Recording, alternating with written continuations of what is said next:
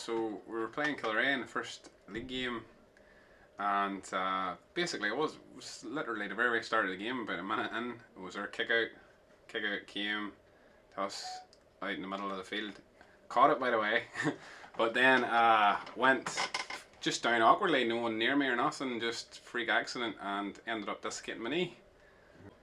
I heard the sound first, you know, like this sort of crack and pop thing, and then literally whenever I went down I tried to sort of put my leg out straight again, and then it was just then the initial pain sort of came in. That was so, pain was unreal. I just couldn't explain. Like, it's the one thing I remember most out of the whole scenario. Like, there's a few ones that came up for sort of like nosy, you know what I mean, so to speak, to see it, but then maybe didn't like what they seen and then went back again and stuff. But no, there was one's helped me out. It was unreal. Like, Charlie Keel, to give you a shout out there, he was my opposition thing. We were marking him and he stayed with me the whole time. Actually, I think I was that uncomfortable when I was scouting ones. Brian Mackay, my teammate, was there and he was actually holding my knee in position.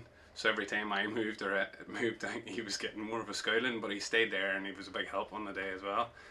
And then I think then someone, I don't know, someone from Killeray had rung another former teammate we played at underage with, Brian O'Mclary. He's a doctor and he landed down, and I think he's sort of finished playing football now to speak, and he got the call and he says, oh god, this isn't a good start for Killeray. So it wasn't, they're looking numbers already.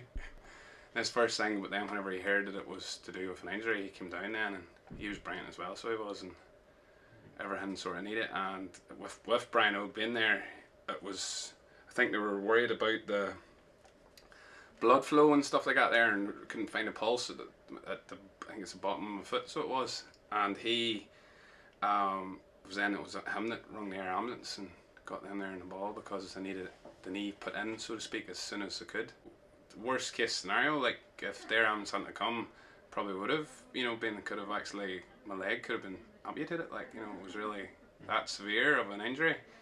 And also as well, there would have been nerve damage, so it could have like had flat, like basically not had no movement in the bottom of my foot and all and stuff. Like, so with that area, although I have a road ahead of recovery ahead of me, like it's actually really good. I could have as much as like 80% working, you know, mobile knee again. Also, if I had to retire now, but to be fair, from the football, but no, it's very, very good and very, very positive. Like, you know. I suppose, how do you feel about the enforced retirement?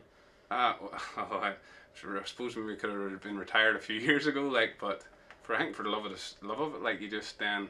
I think it's not nice being forced to retire, but at the same time, when whatever retired, you know, I take away. So, no, I'm at one with it now, so to speak, like. But it's brilliant, just the GA family, like, you know, there's ones I've played with, you know, I mean, throughout years, like, even enemies on the pitch have even, you know, so to speak, like, messages wishing me recovery. Like, it's brilliant, you know, the GA community, that's why we love it, that's why we play it, you know. It's very good, everyone reaching out, and everyone's been so supportive. And like Noel Henry, our chairman, like, he's been contacting me many times. Shout out for him. He actually, we were talking about it, he's actually sort of been helped us out with everything this last play, because he also, Kerry, was my wife, was saying there 3 years ago prior, she had got it in her memories that I had actually broke a bone in my face, had to go and get surgery in it. It was against Slaughtneil, a head collision, and Noel was there as well. He took us up to actual A&E, so he did. So that's the chairman of the club, so it just goes to show how, you know, good it is. And then I suppose Charlene, give a shout out there as well. She's the Camogie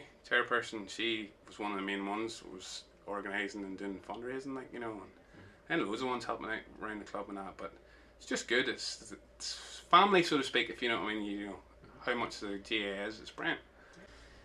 That fundraising is so important to the air ambulance. Is it the feeling that you're giving something back? Oh, definitely. Like, I couldn't actually realise. Well, we didn't realise that it was actually. I didn't know it was a charitable thing until, you know, I've obviously had my dealings with it then, and it's amazing what they do. Like, they have to, can't remember the figures they were saying, but it's colossal money every year they need to just run, you know, this facilities that they're doing. It's credit to them, they're brilliant. And all joke aside, things could have been a lot worse for me today if it weren't for their elements.